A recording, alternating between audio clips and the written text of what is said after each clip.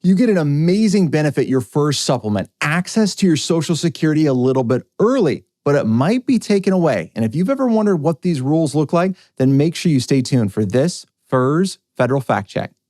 Hi, I'm Micah Shilanski with Plan Your Federal Retirement. I'm excited to talk today about a question we're getting about the FERS supplement. You have a great set of benefits as a federal employee, but it's really important that you understand how these work to get the most out of them. So let's listen to the question we got from Mark. If I receive $26,000 in annual pay or annual leave payout, does that count against my earnings limit for the FERS supplement? Also, what about the money I made for the year prior to retirement? That is a fantastic question, Mark.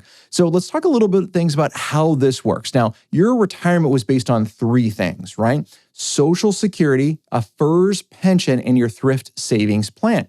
So when your system was designed about those three things, they also put some rules in place, some age requirements and some years requirements. A couple of them are you got to be your MRA, your minimum retirement age, and have at least 30 years of creditable service to be eligible for an immediate retirement without a pension. Well, if you're not going to hit that, you could be age 60 and have, 20 years of federal service in order to be eligible for a full and immediate pension.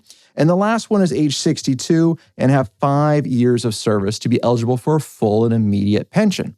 What you might notice is that I could retire at your MRA, your minimum retirement age, and let's say that's 57, but the soonest you could turn on Social Security is 62 years young. So we have a gap in time. And that's the reason the FERS supplement was created. If you're going to retire under one of these two rules, different if it's law enforcement, special provisions, etc., they got some other things, but if you're going to retire under the MRA and 30 or 60 and 20 rule, which it sounds like Mark is going to do, you're eligible for the FERS supplement. The FERS supplement is a portion of your age 62 Social Security benefit.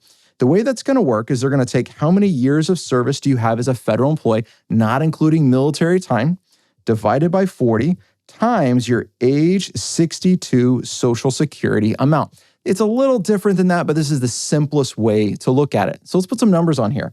Let's say you had 30 years of service and your age 62 benefit was going to be $1,000. Well, 30 divided by 40 is 75%. 75% times 1,000 is $750 a month that you would be getting in your FERS supplement in addition to your federal pension. So this is a great deal for federal employees, but it comes with a catch. It comes with an earnings limitation. Now, that's adjusted every single year. For this year, as I look at my cheat sheet to get my dollar amount right, it's $21,240. $21,240. For every $2 that we earn above this 21,000 and change number, they're going to take $1 of your supplement away. So we got to be really careful about this. If we decide to retire from the feds, we get our pension or supplement, then go back to work, there's an earnings limitation. Now, this is the same earnings limitation with your Social Security income that kicks in from 62 until you've reached your FRA, your full retirement age, somewhere between 66 and 67. There's that earnings limitation as well with Social Security. So let's answer Mark's question. If you get a leave payout, does that count against your earnings limitation? No, it does not, because that leave payout is from work you've already done. You're just getting paid for it at separation. It does not count against you, which is fantastic. Let's answer the second question. What about the money you've already earned before retirement? Now, a lot of federal employees like to go out on 12/31. That means their leave payout is going to happen in the next year. Again, that doesn't count against your earnings limitation. But let's say that instead of retiring on 12/31, you went out on September 30th. You went out on September 30th as your retirement date.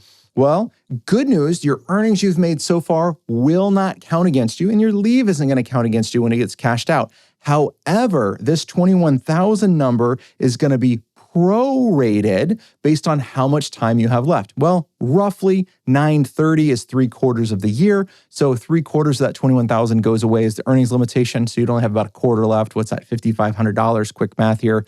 A little bit less than that, but you'd have roughly $5,000 of an earnings limit.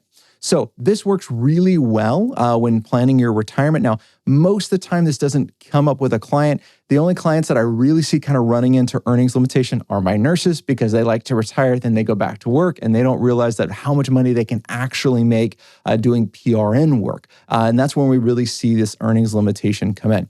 It's not as big of a deal as you think, but it's something to always be aware of just to make sure you get your benefits. There's also a little bit of caveat here with when they calculate it, when it goes into effect. It's also a bit of an appeal process, so this can get pretty complicated. So this is a quick highlight on how some of these things work. If you have questions like this and want more information, then make sure you jump on our website, planyourfederalretirement.com. Till next time, happy planning.